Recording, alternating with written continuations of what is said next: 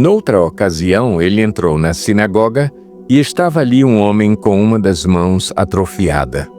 Alguns deles estavam procurando um motivo para acusar Jesus.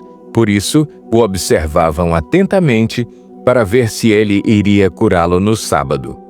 Jesus disse ao homem da mão atrofiada: "Levante-se e venha para o meio." Depois, Jesus lhes perguntou: "O que é permitido fazer no sábado? O bem ou o mal? Salvar a vida ou matar?" Mas eles permaneceram em silêncio. Irado, olhou para os que estavam à sua volta e, profundamente entristecido por causa do coração endurecido deles, disse ao homem: "Estenda a mão." Ele a estendeu e ela foi restaurada. Então os fariseus saíram e começaram a conspirar com os herodianos contra Jesus sobre como poderiam matá-lo. Jesus retirou-se com os seus discípulos para o mar e uma grande multidão vinda da Galiléia o seguia. Quando ouviram a respeito de tudo o que ele estava fazendo, muitas pessoas procedentes da Judéia, de Jerusalém, da Idumeia, das regiões do outro lado do Jordão e dos arredores de Tiro e de Sidom foram atrás dele.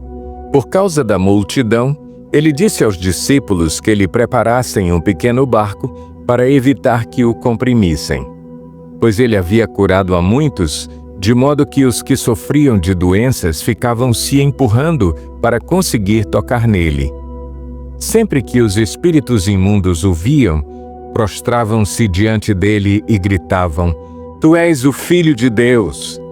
Mas ele lhes dava ordens severas para que não dissessem quem ele era.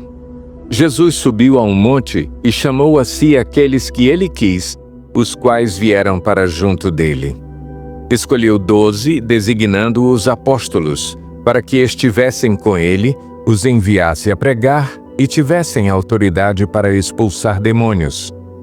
Estes são os 12 que ele escolheu: Simão, a quem deu o nome de Pedro; Tiago, filho de Zebedeu, e João, seu irmão, aos quais deu o nome de Boanerges, que significa filhos do trovão; André, Filipe, Bartolomeu, Mateus, Tomé, Tiago, filho de Alfeu, Tadeu, Simão, o Zelote, e Judas Iscariotes, que o traiu.